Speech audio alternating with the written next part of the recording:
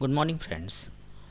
Up to this moment, we have seen the nature of business, how it is a social process, and what are the various important elements which are closely associated with business. See, when we are thinking about nature as a social process, we have to think about all the individuals involved in the business, such as owners, customers, and employees, are an integral part of the society. म्हणजेच काय तर एखादा व्यवसाय हा समाजाचा अविभाज्य भाग असतो आणि या समाजामध्ये तो व्यवसाय करणारा मालक असेल, त्या व्यवसायाला पोषक ठरणारे जे ग्राहक असतील किंवा त्या व्यवसायाला मदत करणारे जे काही त्या व्यवसायामधील कर्मचारी असतील, कामगार असतील, हे सगळे त्याचा एक अविभाज्य भाग असतात. Business has to fulfil its social responsibilities. म्हणजेच काय की प्रत्येक व्यवसायाची एक सामाजिक अशा पद्धतीची जबाबदारी असते की जी जबाबदारी त्या बिझनेसला पार पाडावी लागते. बिझनेस हा कशासाठी केला जातो तर मूलतः बिझनेस हा लोकांच्या गरजा परिपूर्ण करण्यासाठी केला जातो आणि हे जे तत्व आहे हे अत्यंत महत्त्वाचं आहे. आता यासाठी एक सिस्टीमची गरज असते आणि ही सिस्टीम नेमकी कशा पद्धतीची असली पाहिजे. A system is a combination of things or the parts forming a unitary whole. It is an established arrangement of the components for the arrangement of the objectives. Similarly, business is a system consisting of various subsystems that are operated in a balanced and coordinated way.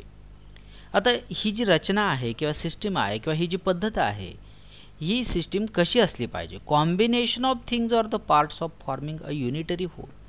एकसंध अशा पद्धतीची एक रचना कधी होऊ शकेल तर वेगवेगळे घटक त्या सिस्टीमला पोषक ठरण्यासाठी एकत्रित आणले पाहिजे आणि ते एकत्रित कसे अतिशय चांगल्या पद्धतीने घट्टपणाने ते एकत्रित आणले पाहिजे. फॉर एक्झाम्पल, आपले कॉलेज आहे, या कॉलेजचा जर विचार केला तर ह्या कॉलेजला चांगल्या स्थितीमध्ये रन करण्यासाठी कोण कोण आवश्यक आहे तर सगळ्यात महत्त्वाची गोष्ट असेल तर विद्यार्थी आवश्यक आहे, कारण विद्यार्थी हा आत्मा आहे. विद्यार्थ्याशिवाय कॉलेज पूर्णच होऊ शकत नाही.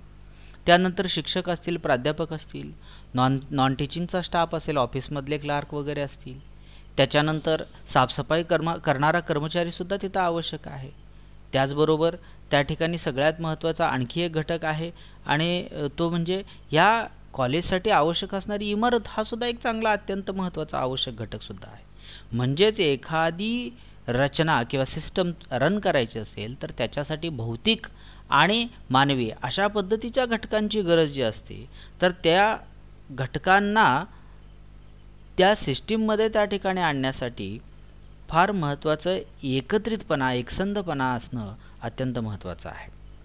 It is an established arrangement of the components for the attainment of the objectives. इथं सगळ्यात महत्त्वाची गोष्ट कोणती आहे की अटेनमेंट ऑफ द ऑब्जेक्टिव्ह. इथं अटेनमेंट म्हणजे प्राप्त करणे, मिळवणे किंवा पूर्ण करणे. ऑब्जेक्टिव्ह म्हणजे उद्दिष्ट. विशिष्ट उद्दिष्टानं जो व्यवसाय सुरू केलेला आहे ते उद्दिष्ट साध्य करण्यासाठी या सगळ्या घटकांना एकत्रित आणलं पाहिजे. ते व्यवस्थित एकमेकाशी जोडले गेले पाहिजेत तरच तो बिझनेस यशस्वी होऊ शकतो. Similarly, business is a system consisting of various subsystems that are operated in a balanced and coordinated वे.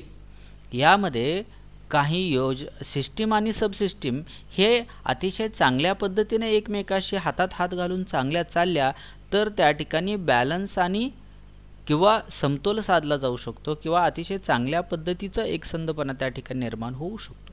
तर हे नेचर ऑफ बिझनेसमध्ये आपण पाहिलेलं आहे.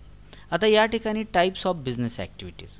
बिझनेसमध्ये अनेक प्रकारच्या ॲक्टिव्हिटीज येतात. त्यामध्ये पहिली ॲक्टिव्हिटी आहे इंडस्ट्रियल आहे, ॲनालिटिकल एंटरप्राइजेस आहेत, सिंथेटिक एंटरप्राइजेस आहेत, असेंब्लिंग एंटरप्राइजेस आहेत आणि कॉमर्स पण आहे.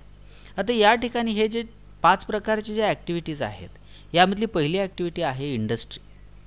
आणि industry includes the activities connected with the production of the processing of the goods.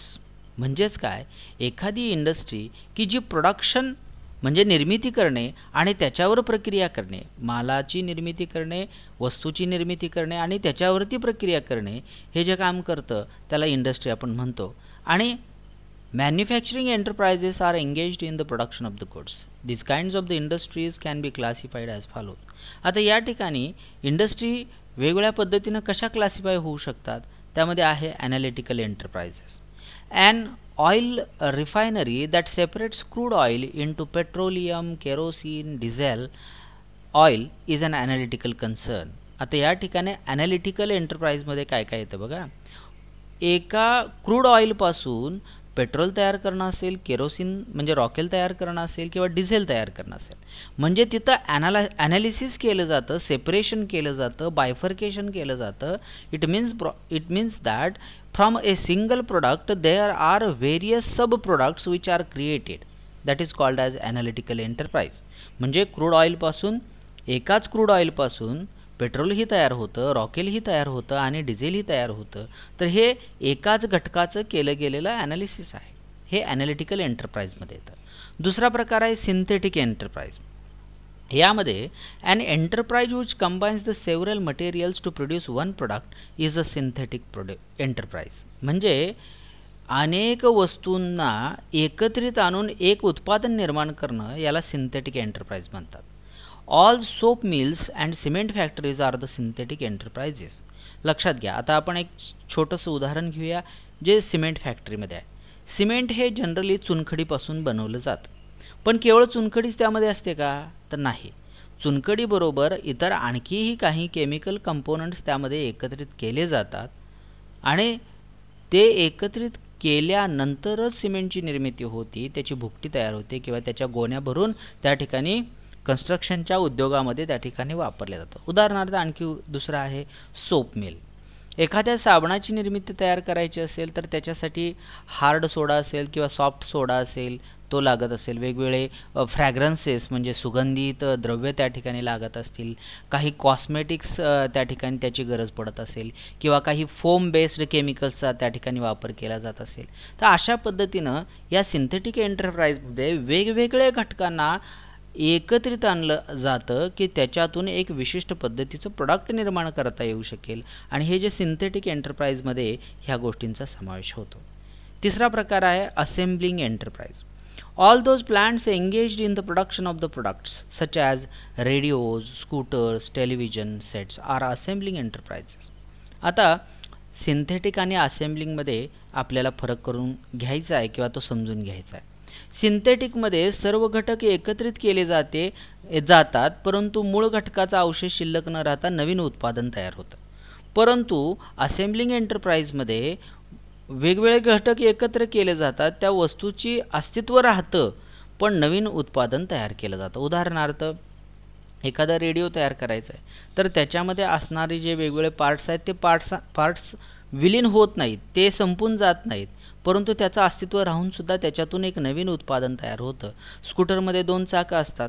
चाकांचं स्वतंत्र अस्तित्व असलं तरी ज्यावेळी ते स्कूटरला जोडले जातात त्यावेळी त्याला चाकं न म्हणता त्याला स्कूटर म्हटलं जातं. याचा अर्थ काय की व्हील्स किंवा चाकं जी आहेत ती चाकं त्यांचं अस्तित्व आहे, परंतु ज्यावेळी ते स्कूटरमध्ये एकसंधपणानं एकत्रित केले जातात त्यावेळी त्याचं नाव आपण स्कूटर ठेवतो. तसंच टेलिव्हिजनचाही आहे. म्हणजेच असेंब्लिंग एंटरप्राइजमध्ये वेगवेगळे घटक एकत्रित कनेक्ट केले जातात आणि त्यातून नवीन उत्पादन तयार केलं जातं. A few enterprises involved in mining are involved in mineral resource production. For example iron ore, coal, gold and silver. अशाच पद्धतीनं काही जे एंटरप्राइज आहेत ते मायनिंग व्यवसाय म्हणजे खाणकामामध्ये सुद्धा इन्व्हॉल्व असलेले आहेत आपल्याला पाहायला मिळतील. तर ह्या पद्धतीचे टाइप्स ऑफ बिझनेस ॲक्टिव्हिटीज आहेत. यानंतर आपल्याला बघायचं आहे कॉमर्समध्ये कशा पद्धतीनं कॉमर्समध्ये बिझनेस ॲक्टिव्हिटी पाहिली जाते. It is the total of all those activities that are engaged in the removal of the hindrances of the persons or trade, places or transportation, risk of loss or insurance and time such as warehousing, banking and financing and commodities. Commerce can be divided into 2 categories, trade and aid to trade. Trade can be further divided into 2 categories which are as follows. आता या ठिकाणी कॉमर्समध्ये 2 मूळ category पडतात. एक आहे व्यापार आणि एड टू ट्रेड म्हणजे व्यापारासाठी पोषक किंवा सोयीस्कर अशा पद्धतीचा जो घटक आहे त्याला एड टू ट्रेड म्हणता येईल आणि हा दुसरा प्रकार दिसतो. आता हा ट्रेड जो आहे त्याच्यामध्ये देखील 2 वेगवेगळ्या गोष्टी येतात. त्यामध्ये इंटरनल असेल आणि दुसरा आहे external. Internal this includes the trade that is done with the country such as wholesale and retail trade. Internal जो ट्रेड देशांतर्गत केला जातो की ज्याच्यामध्ये मोठ्या घाऊक पद्धतीने केला जातो तोही एक प्रकारचा ट्रेड आहे आणि रिटेल ट्रेड म्हणजे किरकोळ पद्धतीने केला जातो तो देखील एक छोटा व्यापार किंवा किरकोळ व्यापार त्या ठिकाणी समजला जाऊ शकतो.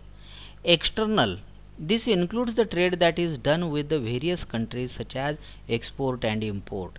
या ठिकाणी एक्सपोर्ट आणि इम्पोर्टचा जो व्यवसाय आहे तो एक्सटर्नल ट्रेडमध्ये येतो. यामध्ये aid to trade can be divided into transport, banking and insurance. आणि हे जे व्यापाराशी निगडीत बँकिंगचं क्षेत्र असेल किंवा वाहतुकीचं क्षेत्र असेल किंवा इन्शुरन्सचं क्षेत्र असेल तर हे सपोर्टिंग आहेत म्हणून त्याला एड टू ट्रेड या ठिकाणी आपल्याला म्हणता येऊ शकतं किंवा ते सपोर्टिंग ॲक्टिव्हिटी असू शकते. So here we are going to think about the characteristics of the business. Friends, characteristics of the business म्हणजे काय, व्यवसायाची काय वैशिष्ट्यपूर्णता असते. आता बिझनेस म्हटल्यानंतर त्याच्यातून मूळ दोन ब्रँचेस दिसतात, एक आहे इंडस्ट्री आणि दुसरी आहे कॉमर्स. आता इंडस्ट्रीचं डिव्हिजन कसं होते पहा. इंडस्ट्री ही ॲनालिटिकल एंटरप्राइजेस असते, सिंथेटिक असते, असेंबलिंग असते, जे आपण पाठीमागच्या काही मिनिटांमध्ये आपण पाहिलेलं आहे की कशा पद्धतीने इंडस्ट्रीमध्ये ॲनालिटिकल, सिंथेटिक आणि असेंबलिंग एंटरप्राइज चालतात.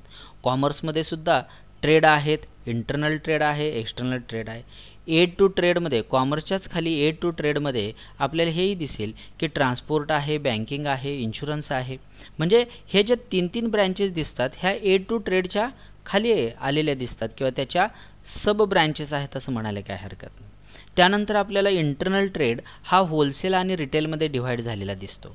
म्हणजे अंतर्गत भारताच्या किंवा कोणत्याही देशाच्या अंतर्गत व्यापारामध्ये घाऊक पद्धतीचा व्यापार आणि किरकोळ पद्धतीचा व्यापार अशा पद्धतीनं इंटरनल ट्रेड चालतो.